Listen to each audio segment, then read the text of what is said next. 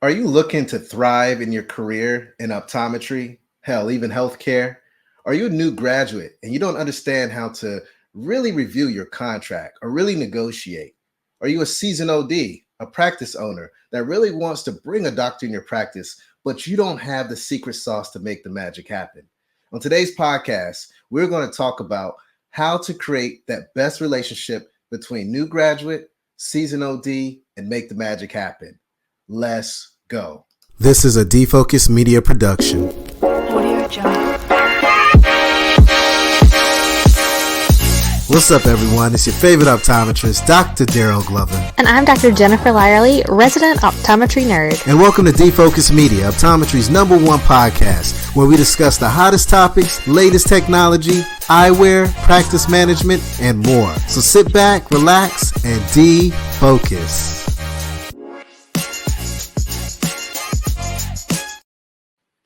What's up, everyone? It's your favorite optometrist, Dr. Darryl Glover. Super excited today because we are talking about a topic that can really help to bring optometry together, that can really help to bring ophthalmology together, that can really help to bring healthcare together, and that's contracts, negotiations, practice owners, new graduates, seasoned ODs. We got to have a real conversation. And on today's podcast, we have an expert in this that has helped many students, many new graduates, many seasoned ODs to really find that perfect balance between a relationship to continue to grow whatever practice they may step into. Friends and family, I'd like to welcome my colleague, Dr. Chris Lopez. How are you doing today, my friend? I'm doing great, Darryl. Thanks for taking the time this morning. I appreciate the invitation and the opportunity to hopefully shed some insight that is beneficial to our colleagues. Hey, man, I'm super excited that you're here today because, optometry is expanding. It's growing. We're getting more schools. Employers need more doctors. Companies need more doctors to prescribe their products. And we got to make sure that all parties are happy. And it all really starts with that contract, that negotiation. We got to make sure both sides of the parties are happy in order to push the profession forward. And I know on today's podcast, we're going to have that conversation. Now, before we get started, you got to give me a little bit about your background, man. I want to know what inspired you to jump into optometry. And kind of just walk me through your journey, maybe a fun fact, where you went to school, where you're from. Let's get to know Dr. Lopez a little bit better. Sure. So short background is I grew up in Southern California. And what I've learned is people in California think SoCal is Los Angeles area. I grew up like on the border, Southern California. So as south as you can get. So apparently I'm wrong. SoCal is LA, but I grew up as south as you can get. I did my undergrad in the Midwest, the best optometry school in the country, Houston, of course. Then we were on the East Coast. I'm gonna give you some picks, man. PCO, baby. Now part of Drexel. That's the #1 school, man. Oh yeah. There's that change with Drexel there, but friendly rivalry. Well, we'll see. Then we were on the East Coast, and COVID hit. And, that was a weird time for everybody. Sure. My wife wanted to be closer to family in the Midwest, and Darryl, you know this. She's a boss, man. So here we are back in the Midwest. That's where I'm practicing now, and things are going well. How I got into the career consulting side of things is I joined the ODs on Finance group started by Aaron and Dat, and Julie's part of the team now too. I joined maybe 3 years ago or so, pretty much just because I remember being a fourth year student and going through the interview process. And I started early, Darryl. I mean, I think a lot of people wait till final semester before they start to look for a job. I was the summer of fourth year. So essentially a year before I would start working.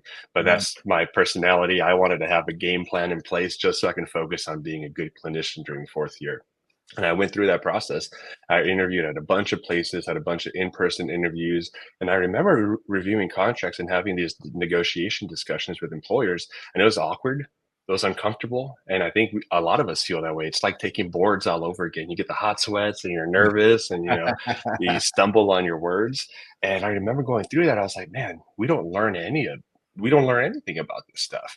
And I remember thinking that I think it's pretty unfortunate that we go and we dedicate our whole early careers and our college years, and then we spend 4 years grinding through optometry school only to not be set up for the most success that we can have after graduation. Right. So I wanted to focus a lot on how do we set up students and new grads and ODs for the most success, starting your career off on the right foot.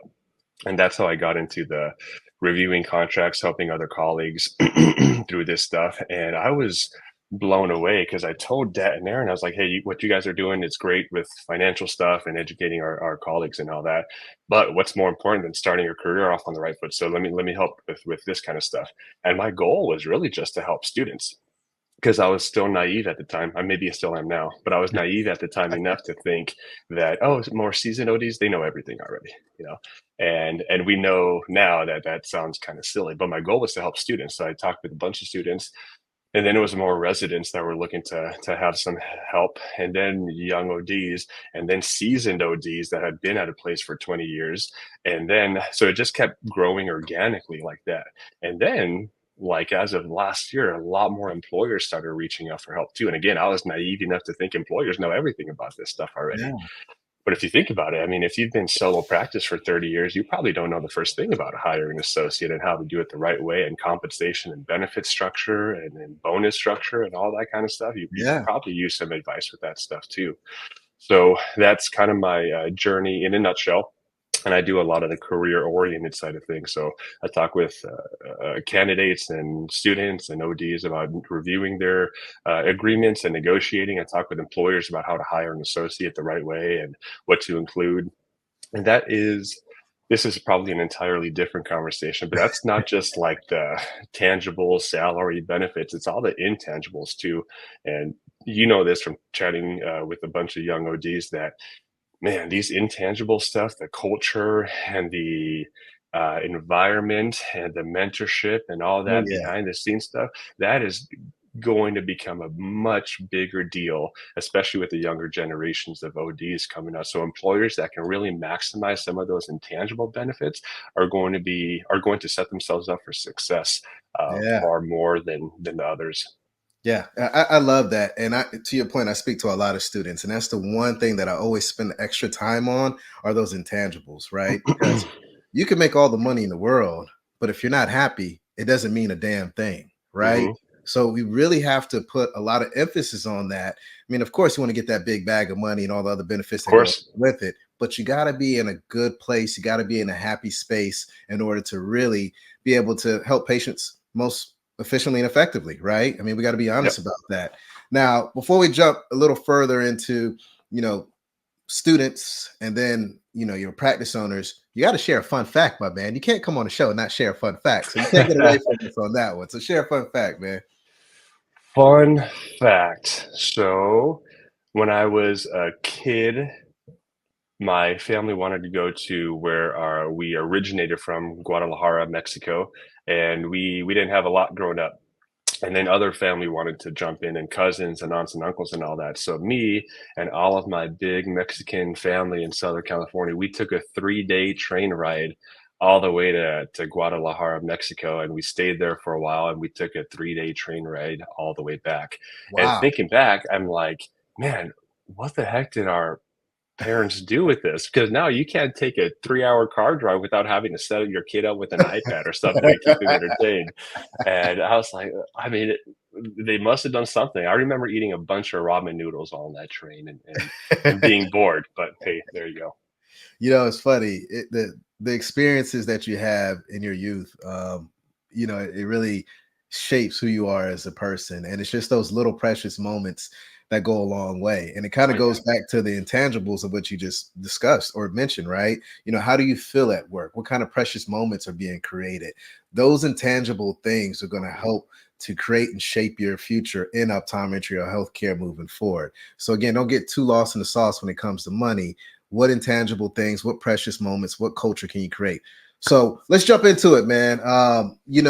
When it comes to reviewing a contract, where should a student even start? Let's start with when should you start thinking about it, right? And then let's jump into the particulars of what they should be looking for. sure.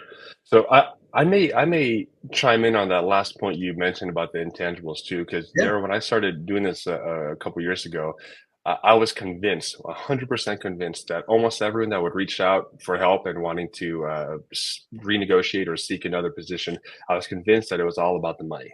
And everyone wanted more money and they wanted a raise and all that kind of stuff. And I was dead wrong, dead wrong. Yeah. And of course, that's part of it. I mean, I'm a big supporter. Get your bag, make your money, and advocate for yourself. That's really, really important. Yeah. But I was dead wrong because the number one reason by far that associates would reach out and seek another position was not for an increase in salaries because of work environment and culture. Mm. And I bet you, if you took a poll and you said, which would you prefer, a little bit more money and a bad office culture, or a little bit less money and a good office culture?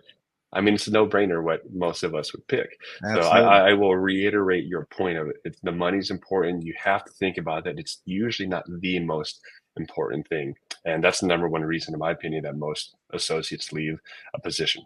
That So that's fantastic to hear, especially from someone that actually does this day in and day out. So I really appreciate you being transparent and sharing that piece because I really want all my new graduates to understand that.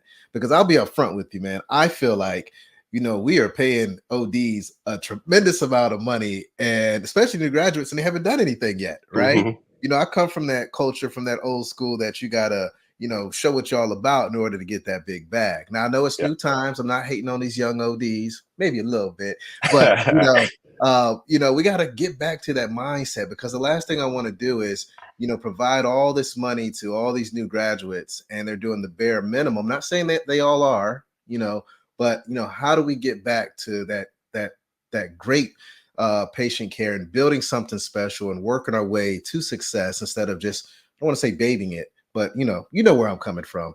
And Of course. and It, it, I don't want my young ODs to throw stones at me when they see me at these conferences. I still got love for y'all, but I've seen what it looks like in the workplace from a seasoned OD and a new graduate. And there are some that got that secret sauce that can get out there, hit the ground running, make a difference, make these patients feel great, and then also build the practice as well. But there are also some that just show up for the check and just leave and not really being as effective. I'm gonna get off that tangent and circle back to it, we could do another episode on that one. So to get back to your question was with the contract stuff. So when should they start it, and where should or where should they start and when should they start? So when, yeah, I mean, it's as early as you feel comfortable with. Like I said, probably most students during their fourth year, they wait until their final semester, so January, February, March, April, and I think that's okay. I I'm of the my personality does not allow me to wait till the last minute to do things. Man, I'm one of those things that if you give me a month for a project, I'm going to have it done within the first few days. I mean, that's just how I work. So, like I said, I started doing it the summer before fourth year. So if I'm interviewing in June, July, August, that's essentially a year before you will start working because you graduate, you wait a couple months for licensure. right. So that was my preference, and I don't think there's a right or wrong. The way I saw it, if I just lock this thing up and if I solidify a job, then I can spend my entire fourth year, which is rotations, simply focusing on being the best clinician I could be.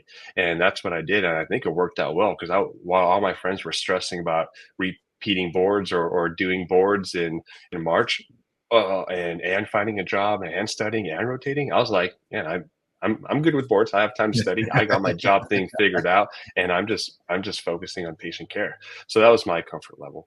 Okay. And in terms of what to look for, there's a lot. I mean, there's dozens of clauses that could be incorporated into a contract, and I think a big misstep is not seeking help, and I mean, that's not even for me. That's anyone. Ask your professors, Sure. hopefully your professors that are more private practice because they have probably gone through that.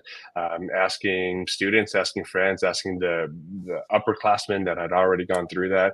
Reach out to any of us or forums, because one of the problems with a lot of real world optometry is that there's such a huge, or there has been such a huge information discrepancy traditionally, Got meaning there are a few of us and employers and some people that know all of the things that go into hiring an associate and compensation and what's market rate and all that. And then there's all the students that just don't know anything.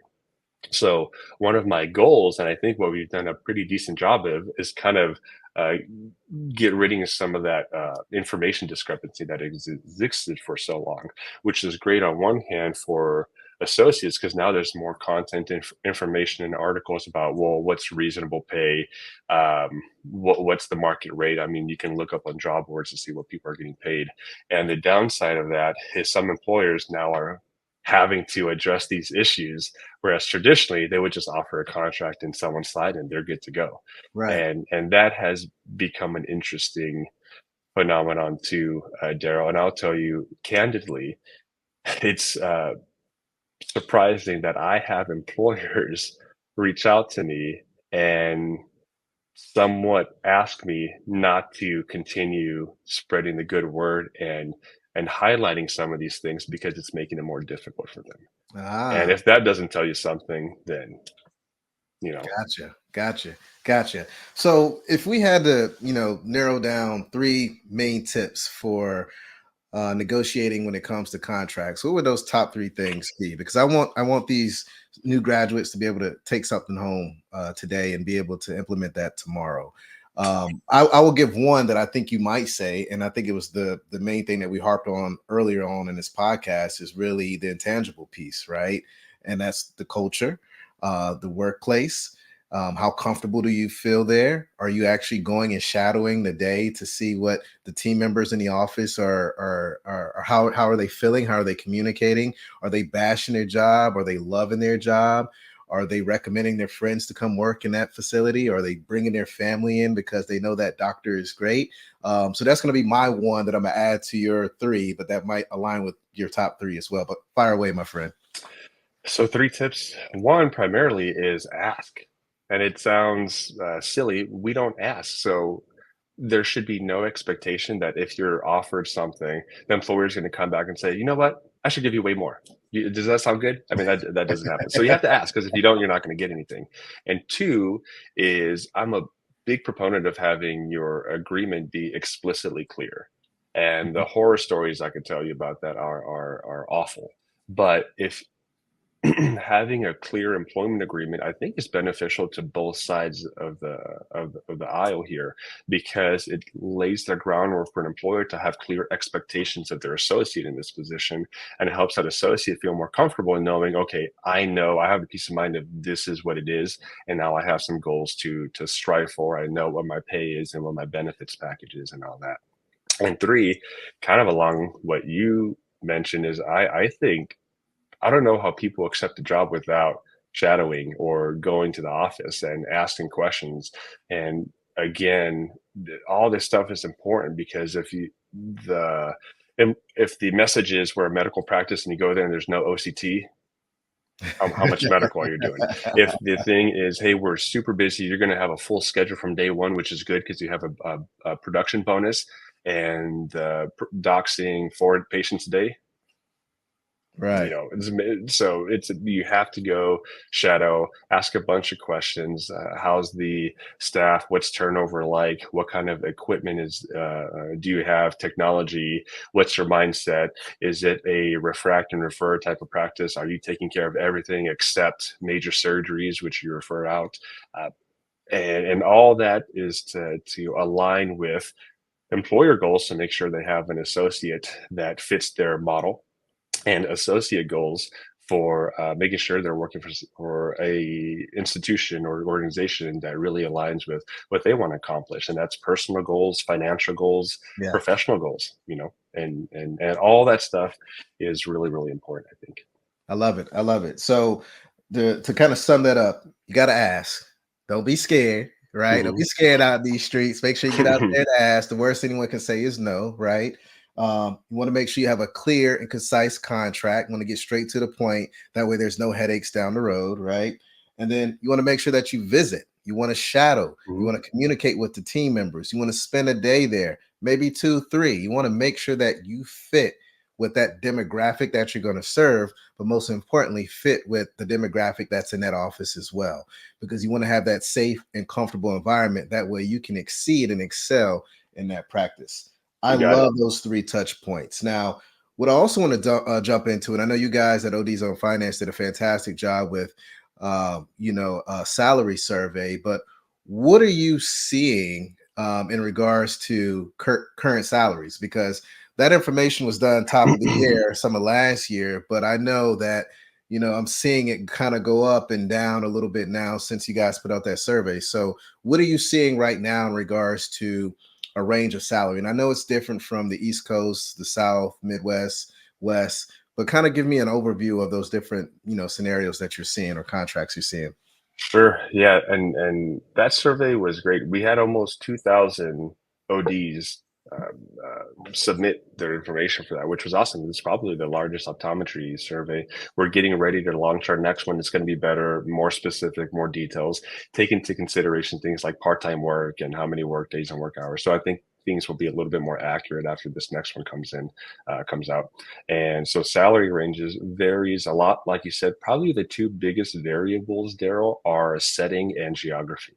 Okay. So people tend to make a whole lot more in rural America than they do in San Diego or Houston, Texas. Okay. Supply and demand, baby. That's what it's all about, right?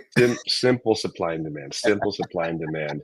And I wish that fourth years would understand this, because man, it's still surprising that every couple of weeks there's a fourth year that's saying, well, I expect $190,000 and no non-compete. You're going to live in Houston. You're probably going to make 110, maybe, and it's supply and demand. So there's no expectation that you graduate and you deserve a lot of money. You have to take these things into consideration, and setting too, because there are organizations and institutions that are able to offer far more competitive compensation packages than traditional private practices. And that's something that private practice is going to have to adapt to if they want to stay competitive in the market. And so average salaries, probably 130 to 135, if I'm going to put like a small blanket Overview. number across Yeah. everywhere. But the range varies drastically. I mean, there's ODs in San Diego and Houston full time making $90,000 a year. What? And yeah, and for Americans, I mean, that sounds like a lot of money. For doctors, it's awful. Yeah. And that's not good. And there are a lot of associates doing 200, 225, 250 a year, which is awesome. They're earning it via their production bonuses and the way their situation is structured. So maybe 130, 135, but the range varies drastically. Gotcha. Gotcha. And I love that you were transparent about that. Again, it's all about supply and demand. How much work are you going to put in? Yeah, I mean, there's a number game, right? I mean, the more you see, the more you're probably going to produce. But I just want to advise all my young ODs to make sure that you never compromise patient care. Yep, Always put that patient first. And I'm a firm believer from my history of becoming everyone's favorite optometrist is that when you put that patient first, the money follows, right? for So you sure. don't have to see a million patients to make X amount of dollars. Just make sure that you understand what that chief complaint is. Make sure that you solve that problem. Make sure you convey to that person how you're solving that problem, and make sure you convey that same thing to your optical team members or whoever's going to help you on the checkout process, right? So it's just very important to always make sure you put that patient first. Now, Darryl, what greater evidence to that than during the COVID stuff when things were ramping back up? I yeah, mean, we went from 3, 4 patients an hour to 1 or 2. And the crazy thing is, all these consultants and practice management agencies will tell you that a lot of their clients, their revenue stayed static or increased by yeah, seeing less patients. Why do you yeah, think that is? You yeah. exactly to your point, you put the patient first, you listen to their chief complaint, you address it, and you offered solutions to help them with their visual or health concerns. Yeah, I think sometimes we get a little lost in the sauce, Chris, where we forget that we are the experts and people are Mhm. coming to us for a reason. And I think sometimes we also forget that patients can also look up things online. They can become Dr. Google. So a lot of Mhm. times they already have a good overview of what their problem is and the different solutions to solve that problem. But they want to hear it from the expert and they want to know what Mhm. you have that's different from the practice down the street. right? So, it's very important to make sure that us as healthcare professionals, as optometrists, as physicians, we own it, that we are the Mhm. experts and that we deliver every time that patient comes in. So, everyone out there, whether new graduate, optometry student, seasoned OD, make sure you put that patient on a pedestal. Make sure you give them the best care ever, because we are the gateways into the healthcare system, and everything that we do will change the way that healthcare is perceived. So, it's up to us to make that magic happen. Now, Chris, Absolutely. you touched on practice owner, and I want to kind of pivot the conversation, right? Because we're looking at an entire spectrum. We have the student, the new graduate, maybe seasoned OD, but now I want to kind of pivot to the practice owner. And I know you touched on this a little bit earlier, but I really want to bring that side to the equation as well, because I want students and new graduates and seasoned ODs to see the perspective what a practice owner has to look at when it comes to bringing them into that practice and paying them X amount of dollars and offering X amount of benefits, whether it's an independent doctor of optometry or it's a big private practice like my eye doctor, right? Mhm. So I'd love for you to maybe spend a little bit on that side of what practice owners can do to make it more attractive for these new graduates that are coming out of school as well. So to I think I'll answer the question of what employers can do to make an attractive offer, but I think I'll start by shedding some light on the way some of the numbers work in a traditional optometry practice Yeah. because students, again, it's some and no discredit to the schools. I mean, they do a great job of teaching us the latest, greatest technology and disease and management, all that kind of stuff. That's awesome. I don't think there's enough time to talk about some of the real world applications of what optometry means, especially from a business standpoint. So, and for an example, talking to a new grad and they are joining a practice and it's a solo doc $1 million practice, they think that doctor is taking home $1 million a year. Yeah. Okay. And that's funny to us because we know that's not how it works. But to them, I mean, there's so little education on that they think, well, why can't they pay me more? Why can't they pay me more? They're making $1 million a year. Yeah. Okay, not to mention that what the take home is a fraction of that. I mean, there's overhead and there's staff costs and there's cost of goods sold and there's marketing and rent and all that kind of stuff. So traditionally, an optometric net is about 30%. So $1 million practice, the owner benefit would be about $300,000, 30%. And part of that, let's just say 150, is based on their work as a doctor in the practice, seeing patients. Their salary for that would be about 150. The other 150 would be their benefit as net for being an owner of the practice. So education for fourth years and new grads is when you hear of these doctors with these large practices, they are not taking home the gross revenue number that is shared. They're taking home a fraction of that. Right. Okay. So, and I wish more people know that. And I think that's also why when we get back to some of those intangibles, man, one of the key things that stands out in my mind is so many of these young ODs crave mentorship. I Yeah. mean, we want this. So any employer that creates an environment that allows for mentorship, I think is going to set themselves apart Yeah. because we don't know this stuff. And I know there are some employers that feel uncomfortable sharing some financial stuff and some metrics with associates. I think that's okay, but I think it's important to have these conversations because if you talk to an associate and they want a raise after a year, how's that conversation going to go? Right. If they have no context of the income and the revenue and where that's going and their take home and all that kind of stuff.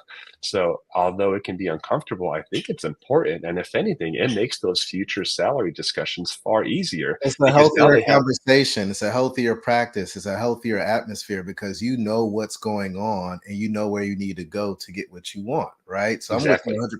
100%. Yeah. So all that is like employers, I would encourage you to get outside your comfort zone. Start talking to your associates about this stuff. It makes for easier money conversations down the road. Not to mention that associates can be kind of there's that inner competitive nature within ourselves, meaning if I generate 1 million this year, man, next I'm gonna get 1.1 next year, and I'm gonna increase this. I'm gonna do more membranes or plugs. I'm gonna hit those bigger numbers next year. Right. And a lot of associates have that kind of inner competitive nature within themselves, which I think is kind of cool. Yeah. And to answer your question about what employers should be looking for, so obviously there should be wages, and that should be market fair within your market. And again, it varies drastically based on location, geography, setting. Most employers offer some type of bonus incentive.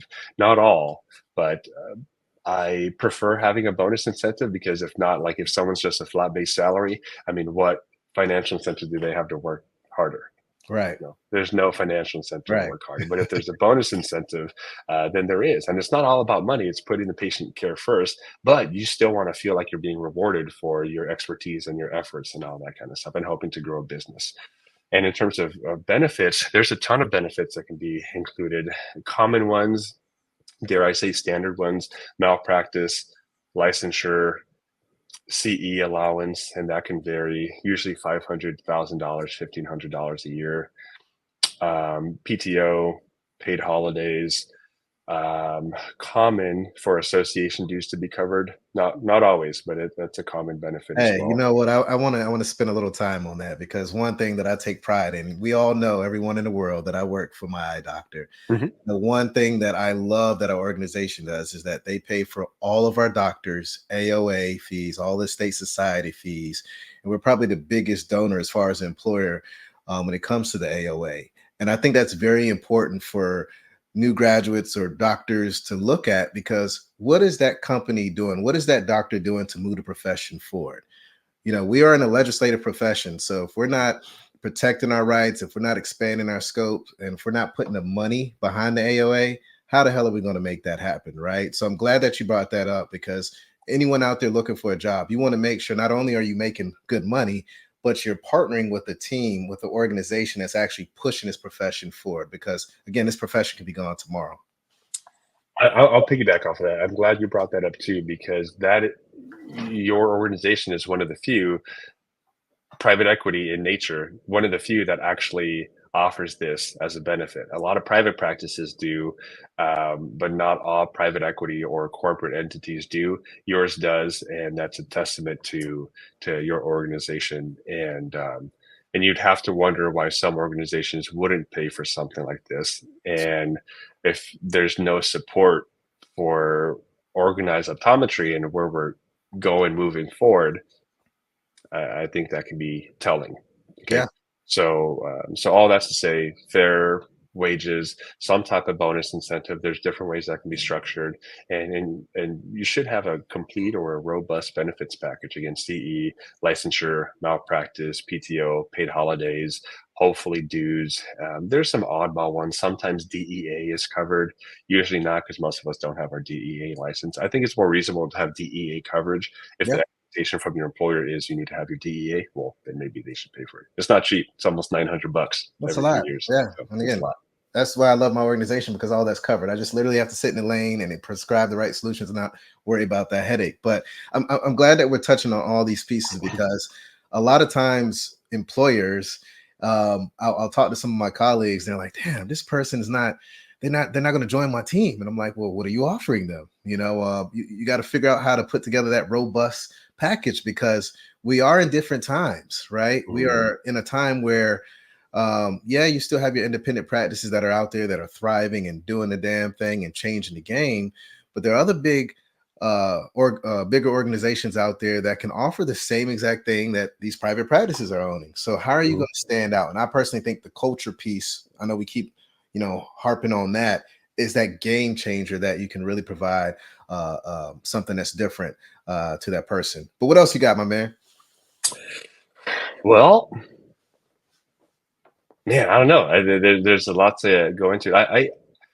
One thing that I hope most of our colleagues that sign up, for example, to have one of these career discussions, I hope their takeaway is that they walk away feeling more empowered. which is my entire goal. Because some of these conversations are pretty good. Like, listen, your pay is solid. You're gonna crush it with production based on the way it's structured. You have a pretty robust benefits package. I think this is a totally fair deal, and as long as the culture aspect fits, I mean you can excel here, and I'm really happy for you. And other conversations don't go quite as smoothly. And it's like, man, it's like based on what you're generating and based on the market, you're likely underpaid by $50,000 or so. And oh well, why aren't your benefits listed here? Or there's other things that are agreed to or not agreed to that lead to them not feeling valued. And if you want to know how to get an employee out of your practice, make them feel undervalued. Mm. And you'll get that really quick. And so sometimes these conversations are awesome, sometimes they're sad. I mean, I've had colleagues cry, and this can be an emotional thing to go through some of these processes. And a lot of times I think it's no different than sometimes when we're seeing patients clinic, we feel like we're more therapists than we are doctors sometimes. I mean, wouldn't you agree? It's kind of the 100%. same thing with some of these conversations. And for Yeah. me, I think it's beneficial because my wife's a therapist, so I've picked up a trick or two. I picked up a trick or two, and I'll give you one quick trick here, Darryl. Someone's talking to you or something, you say, "Ooh, tell me more." That's a great way. People love talking about themselves, so I love that's a that, great tip man. there. But anyway, whether the conversation is good or bad, I hope the takeaway is my goal, our goal, and hopefully and your goal. A lot of our goals is simply just to put out good information and help people and help our colleagues. And the more comfortable we feel with ourselves and our situation and where we're at and where we're going, you could argue that you become a better provider because you're in a better state of mind. I love it. And typically I like to end the show with, what do you want to be known for when it's time to retire your phoropter? But I think you just answered that question. I mean, I see and I hear the legacy that you want to leave behind you. And I think you've done an incredible job, man. I've been able to watch you from, the beginning to where you're at now. And I know I got the opportunity to catch you for, 2 seconds when we were in Nashville. I know you were running to a class, but super excited to have you on the show today. You've created a lot of great insight. I got two last questions that I love to dive into. And being that you are seeing a lot of contracts, are you seeing a gap in contracts when it comes to gender? Because I know I've done a lot of Ooh. work, or I've had some conversation, and I got a team, a podcast team, Lunch Date with Rachel and Kate, and they've done an incredible Mhm. job of tackling the gender gap. And are you still seeing that gender gap when it comes to salaries and negotiations and things of that nature, or are you starting to see that gap shrink? I'm putting It you on the has to. spot, man. Oh, I don't. Let's address it head on. Yeah, I don't mind at all. Um, it has to shrink, and it's going to, because the majority of ODs moving forward are going to be female, and I think Right. that's awesome. What a wonderful thing for the profession, Yeah. and so I do still see that. And most of our colleagues that sign up, probably 75% of the ODs that sign up are women, Okay. are women ODs, and that to me was a little surprising too. Um, but a lot of times our female colleagues just don't feel as comfortable bringing this up. And a lot of the more senior owners, private practice, are male. So that there's a discrepancy there in the pseudo power discrepancy. And so I do still see it. And I was hoping in my mind that that would be shrinking. And it was maybe a couple months ago, a colleague reached out and their practice was getting bought out by a private equity organization, not my eye doctor. It was getting bought out by a different private equity organization. There was four docs, two senior female associates, two new grad male associates. And those two new grad male associates during the transition were offered 2% more in production than the female. Wow. Both females who were senior, generating far more revenue than these younger guys were. And if we, I mean, there's different compensation structures. If we're looking at percent of production, usually it's 15 to 17%. So males being offered 17%, females being offered 15%. This was and I might get in trouble for this. This was a large private equity organization. And I saw this, I was like, it was so disheartening. Yeah. And it's so frustrating. And I know if it's frustrating for me talking to someone about it, imagine the feeling of them Yeah. being in that situation. Yeah. So to answer your question, I hope it's narrowing. It has to at some point because most associates Yeah. and most ODs are going to be female, and there's a lot of work to be done still. Well, I think when we have brilliant minds and diverse perspectives from yourself, from the greats of Dr. Kate Ham, Dr. Rachel Simpson, that are advocates for our optometrists out there, I think there will be a change. Man, this has been a fantastic conversation. I mean, we could speak for hours. I mean, there's other things that I just pop in top of mind I want to ask you questions on, but I don't want to hold you too long because I want to get you back to your family. But for those that are out there that are interested in partnering with you and having you as their advocate to review contracts or just mentor them or educate them, what's the best way for them to connect with you, Chris? Yeah, I'm pretty active on LinkedIn, so follow me on LinkedIn. You can find me on the ODs on Finance Facebook page. It's free for anyone to join. I comment and post frequently on there, so just send me a message. I don't know, Darryl, if we can share a link to Yeah, the site or to my LinkedIn, or I'll share my email too. I don't mind doing that. yeah, So yeah. We'll LinkedIn, make it happen Facebook, and on the companion post, but go ahead and shout it out as well. yeah, yeah, sounds good. And they can, yeah, LinkedIn, Facebook, send me a message. We'll share the email. I have a Calendly link for people to sign up for a session too. Um, and I'm happy to chat with anyone and everyone. This stuff's important.